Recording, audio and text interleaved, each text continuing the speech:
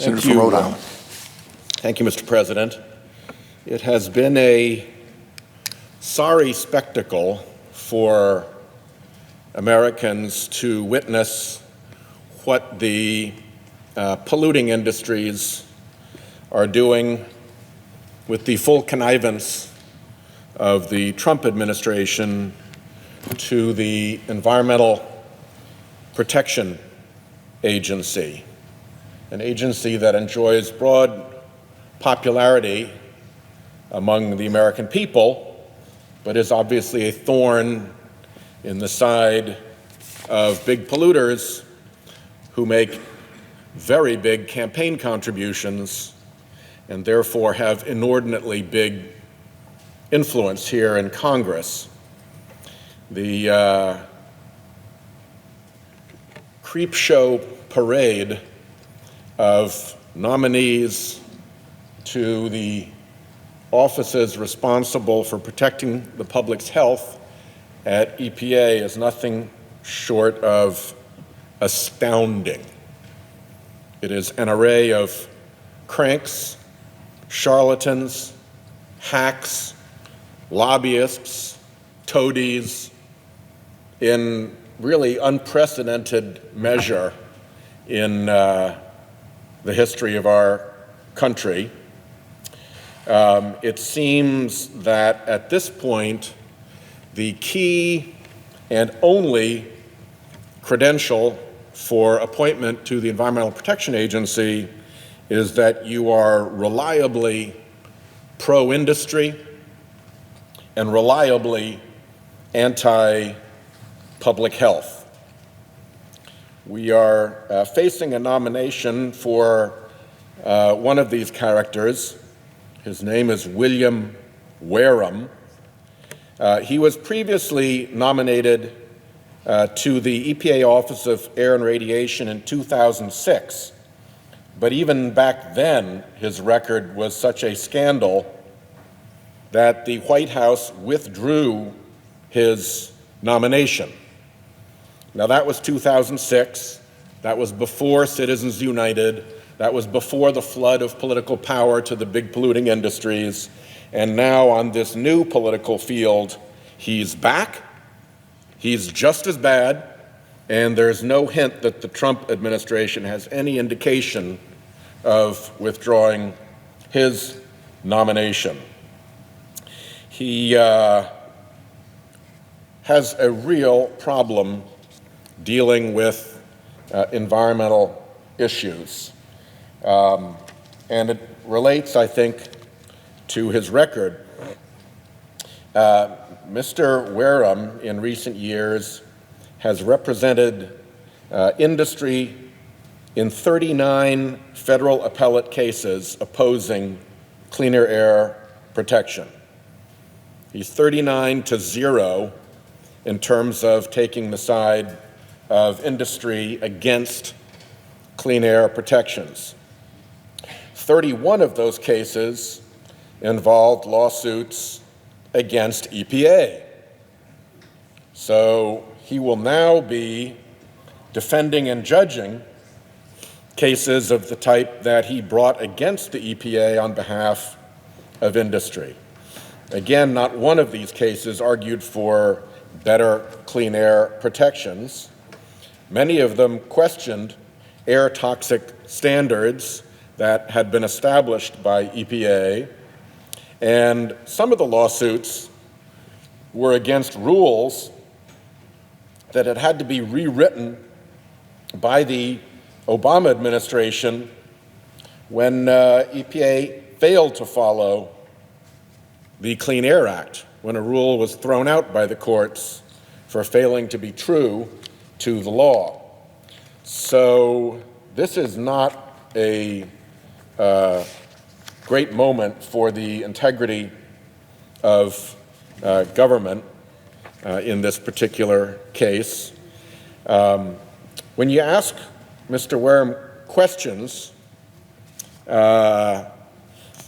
for instance, I asked him about carbon dioxide's role in the observable effects of climate change, and he replied this: the degree to which man-made greenhouse gas emissions are contributing to climate change has not been conclusively determined. Well, that entire sentence hangs on one word, the word conclusively. So if 999 scientists said this is indeed conclusive, but you had one outlier, one against 999, then you could argue that the degree to which man-made greenhouse gas emissions are contributing to climate change has not been conclusively determined. But in the world in which Mr. Wehrum is going to be making decisions, that's not a relevant standard. That is a standard that comes from the climate denial talking points. It is not a standard that arises from the law or from the way administrative agencies are required to review scientific evidence. The distinguished presiding officer was an attorney general and knows very well that the standard for getting scientific evidence admitted in a court proceeding is whether it is accurate to a reasonable degree of scientific certainty. There is no standard that it has to be conclusive. That is an imaginary prop of the fossil fuel industry to be able to address the fact that it's virtually unanimous science against them, and there are only a few payroll scientists floating around to keep it from being conclusive. But to a reasonable degree of scientific certainty, are man-made greenhouse gas emissions contributing to climate change? Without a doubt. Indeed, NOAA and EPA have concluded, and I quote, "Carbon dioxide is the primary greenhouse gas that is contributing to recent climate change." That's it. And rules at an administrative agency have to pass the test of being based on substantial evidence, as the presiding officer knows, and not being arbitrary or capricious. It would, in any rational world, be arbitrary and capricious to deny the vast weight of science because it is not 100% conclusive. Nobody makes decisions on that basis in real life. This, right in this individual's testimony, is a direct echo of fossil fuel industry talking points, fossil fuel industry propaganda, and it is a preview of coming attractions as to whose message he will be mouthing in a position of public responsibility. Similarly, I asked him about ozone. Now, one of the goals of the Clean Air Act itself is to set standards for how much ozone there can be in the air. This makes a big difference to Rhode Island because Rhode Island is a downwind state from most of the industrial and power plant emissions through the Ohio Valley and in the Midwest and through West Virginia. And so we actually have had ozone alert days in Rhode Island. Ozone alert days when you drive in the morning and the drive time radio is warning you that this is not a good day to be outside. It looks sunny. Ozone is transparent. It looks fine. It's usually warm because ozone is propagated in warm air. So on a warm, sunny day, you're driving in, it looks like everything is fine, and we are warned that the elderly, that small children, and that people who have breathing difficulties or disabilities should stay indoors. Should stay indoors. That's the price Rhode Islanders are asked to pay for this ozone pollution that we have to live with, to stay indoors. Well, ozone standards have been in place at EPA for 45 years. For 45 years, EPA has regulated ozone. What did Wehrum answer when I asked him about ozone? I am not familiar with the current science on the health effects of ozone, so I cannot comment on your question as to the appropriate level of the standard. Really? He wants to run this office? The office has been handling ozone regulation for 45 years, and he's not familiar with the current science on the health effects of ozone? I think he's quite familiar with the current science on ozone, and in this position, he's going to be looking for ways to get around that science to help his ozone-emitting clients of his private practice. The last thing he said that I'll raise here is I asked him about the endangerment finding. Now, the background of the endangerment finding is this. In Massachusetts versus Environmental Protection Agency, the Supreme Court of the United States decided that carbon pollution was, in fact, a pollutant under the Clean Air Act. They decided that in the Supreme Court. That is now the law of the land. And then, pursuant to that Supreme Court determination, the EPA had to take a look at, well, is it a dangerous pollutant? And they did. And their determination as to whether it's a dangerous pollutant is called an endangerment finding. And sure enough, EPA found that carbon dioxide being emitted by these fossil fuel plants is, in fact, a danger to present and future Americans, to this generation and to generations to come. Mr. Pruitt, who is one of the slyer rascals around out there, said in the Environment Public Works Committee that he would not contest or seek to review the endangerment finding. Well, there's an obvious reason why somebody who is completely in tow to the fossil fuel industry would not wish to revisit the endangerment finding. And that is because you would drop an avalanche of scientific fact on your own head. You would be obliged to put the phony little scrapes of climate denial that the fossil fuel industry funds and propagates through a whole bunch of front groups up against the real science that is agreed to by essentially every legitimate scientific organization in America, that is taught at every American state university in all 50 of our states, that has formed the basis of our Defense Department's quadrennial defense review, pointing out that climate change is a catalyst of conflict and a national security risk, and that is recognized and tracked by the national laboratories of the United States that we fund. Up against the phony baloney nonsense that is propagated by the fossil fuel industry, that is a rout.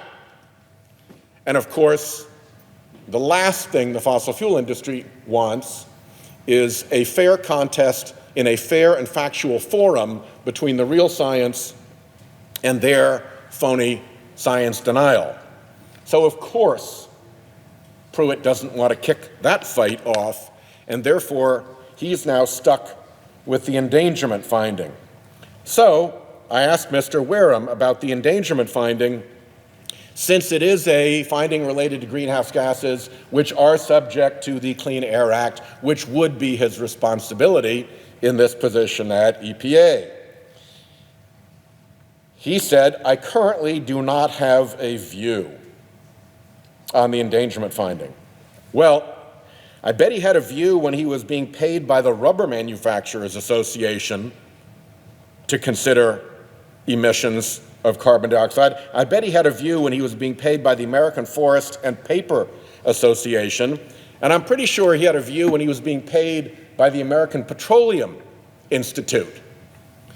So this new sudden absence of a view seems improbable in the extreme. It looks like the best thing he can say to not have to admit the real science, knowing perfectly well that if he actually tried to deny it, that same avalanche of real science would fall around his head. It is in some respects, tragic that we are now in a situation in which an agency of the United States government has been handed over to the polluters lock, stock, and barrel. And they have been given absolute sway to drive an industry agenda through the agency that is supposed to be protecting us. In the balance of Pruitt and all of his little minions in this creepshow array of appointees, all you can expect from them is the industry point of view as close as they can deliver it without stepping on any of the factual or legal traps that will snap shut on them if they go a little bit too far and actually step into a forum like a courtroom or a contested proceeding where they're obliged to be under oath, where there's the prospect of discovery, and where you have to meet the proper standards for administrative rulemaking, like based on substantial evidence or not arbitrary and capricious. There have been two recent descriptions that have come out that put the climate change problem into perspective. The first is the U.S. Global Change Research Program Climate Science Special Report, which is part of the National Climate Assessment that Congress mandated some years ago. So the best scientists from 13 different agencies got together, and over many, many, many months, they put together a comprehensive review of the science and of what is going on. The opening sentence is that the climate of the United States is strongly connected to the changing global climate. Little sidebar on that. What is happening on climate change in the United States is strongly connected to the changing global climate. When you dump carbon emissions into the atmosphere, it's not just our atmosphere, it's everybody's atmosphere. And when China or Russia or India dump carbon emissions into the atmosphere, they're just not hurting their atmosphere, they're hurting our common atmosphere of the planet. A little trick that Administrator Pruitt has developed is in calculating the harms of climate change to look only at U.S. emissions and only look at U.S. effects. Well, if you have an international problem, as our scientists say, strongly connected to the changing global climate, what happens when you only look at the American effects and only look at the American emissions? What that means is that when you're scoring the harm of climate change, you are cutting it down to a mere fraction of what actually exists. You're cutting out the harm that other nations cause to us with their emissions, scrubbing it right off the books, and you're scrubbing off the harm that our emissions do to other nations, scrubbing it right off the books. It doesn't change the harm, of course. It just tweaks the accounting with a piece of rhetorical trickery to help the fossil fuel industry not have to be accountable for the actual harm that it causes. That's the kind of stuff we've learned to expect from EPA. Nothing about the actual harm that climate change causes, accounting trickery to try to dial the number down so that a huge majority fraction of the harm never even gets counted. This assessment concludes, the scientists say, based on extensive evidence that it is extremely likely, which is the highest level of scientific certainty, extremely likely that human activities, especially emissions of greenhouse gases, are the dominant cause of the observed warming since the mid-20th century, period. Are the dominant cause. It goes on. It's not only that the evidence entirely shows that it is extremely likely that human activities, especially emissions of greenhouse gases, are the dominant cause, but when you look at what the alternatives might be, Here's what the next sentence says. For the warming over the last century, there is no convincing alternative explanation supported by the extent of the observational evidence. So not only is there an avalanche of evidence supporting the determination that carbon dioxide and other greenhouse gases are causing the climate change we've observed, but when you look to see, well, maybe there's another explanation, none, zero, does not exist. Why not? Because it's never been real, the phony science on the other side.